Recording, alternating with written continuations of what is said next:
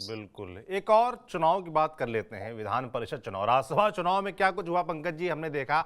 आपने तमाम इनसाइट्स हमारे दर्शकों को बताए भी कि कैसे पर्दे के पीछे क्या बातचीत हुई, किसने दिल्ली फ़ोन किया, दिल्ली से क्या वादा हुआ।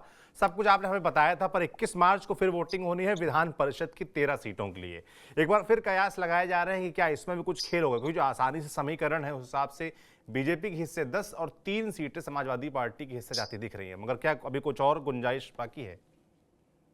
देखिए, कुछ भी हो सकता है। समाजवादी पार्टी ने तो कल विधायकों की बैठक बुलाई है और एक तरीके हुँ, से उसने तय कर लिया कि कौन-कौन से नाम होंगे।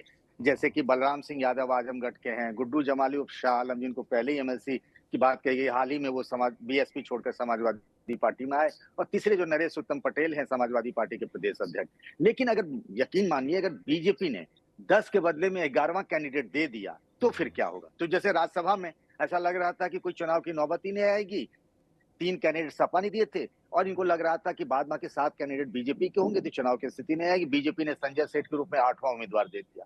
अब हुँ, अगर बीजेपी ने यहाँ 11वां उम्मीदवार दे दिया तो फिर क्या होगा? और इसी बात को लेकर समाजवादी पार्टी कैंप में बेचैनी है कि उस वक़्त तो 7-8 लोगों ने क्रॉस वोटिंग कर दिया, पाला बदल लिया। हुँ, फिर इस बार क्या बीजेपी ऐसा सेंध लगा सकती है? हुँ, और इसीलिए इस बार अखिलेश यादव जो है बहुत अलर्ट मोड में है। सारे हुँ, विधायकों को उन्होंने आज शाम में ही बुला लिया है, कल भी बैठक होगी।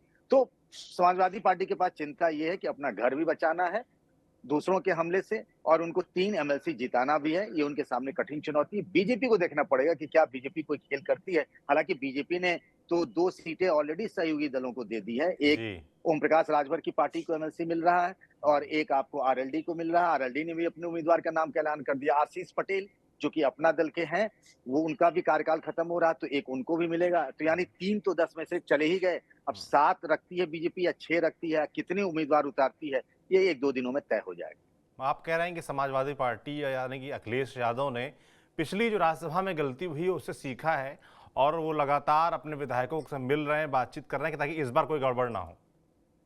जी हाँ, बिल्कुल वो इस बात को लगाए हुए अपने नेताओं को भी लगा रखा कि देखो कौन कहीं पलटने वाला तो नहीं है, बदलने हुँ, वाला किसी से बातचीत तो नहीं हो रही है, बीजेपी या उसके सहयोगी हुँ, दल के खेमे से। तो वो इस ऑपरेशन में लगे हुए हैं, इसको कहिए कि अपना घर बचाने की कोशिश। बिल्कुल।